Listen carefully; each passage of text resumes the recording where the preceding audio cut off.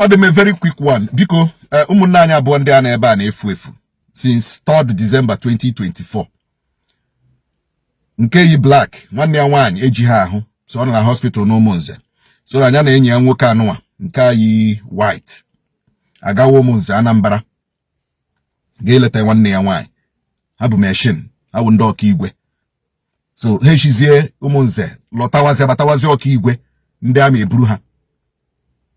eburu ha ajụọla elu jụọ ala onweghị ebe ahụrụ ha onweghị facility security facility kwetere na ọha ji nda so kamgbe December ahụ ruo now aka na-achọ these two young men achọ ndị ọka igwe and this young man bi Rivers ọ na-arụ ọrụ na Rivers nwaanyị ya dị ime ya kpọlatagodi nwaanyị ya ka nwaanyị ya na mme ya nọrọ so that ka eleta ya ihe first pregnancy nwaanyị ya so nyawa na onwe ọmaghị otu esi eleta nwaanyị dị ime like that so ya si oke ka ọ kpọlata ya ka ya na mme ya nọrọ so that ka ọ mụọ ka mme ya lejie ya anya asị nwaanyị ihe ewe ime mbụ ya amami na aghọta so kpọlatazia nwaanyị ya ka o jee hụzia nwanne ya nwaanyị n'Umunze wite enyi ya nwoke anụ alọtawazia ha efuo ndị amị eburu ha according to report anyị nwetara so aga m achọgodi play the voice note from the nursing mother nwaanyị ya sale ha dị bụ nke yi white nke ya la so were gaa dị iche ileta nwanne nwaanyị la hospital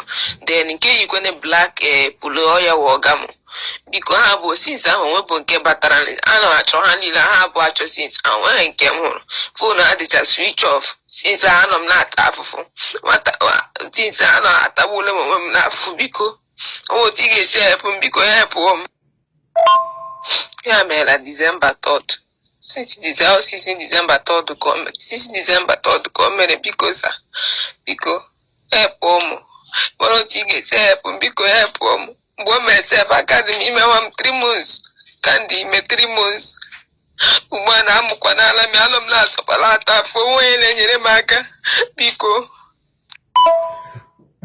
ọ dị mma biko ụmụnne m unu anụla ya Chijioke Ụgwa na Chidindụ Nwankwọ ọwa aha ha abụọ biko arịrịọ ka anyị na-arịọ nyere na anyị aka tụsaa this video nyere na anyị aka tụsaa this video and the picture onwe onye nwere ike inyere anyị aka mara ebe ụmụaka ndị this our brothers nọ biko ha mere anyị ebere ma ekwere na this nursing mother ebere nwaanyị ebegbuola onwe ya n'akwa nwaanyị atagbuola onwe ya n'ahụhụ biko ọwụ ihe ọjọọ ka di ya mere si ka ọ kpọlata ya ka mme ya lejie ya anya because n'ihe first pregnancy and first ịmụ nwa ọwụkwa na ihe ọjọọ ka this guy mere si ka o jele nwanne ya nwaanyị nọ na hospital na ọ bụrụ na nwanne ya nwaanyị anọ na hospital now no this news now na nwanne ya nwoke kamgbe nwanne ya nwoke bịara December bịa lechaa ya na-alazi furu efuru taa ịma ọ gaghị forgive onwe ya ọkwụnụ ma ọ gaghị forgive onwe ya so onwe ihe ọjọọ mere and we keep saying this thing.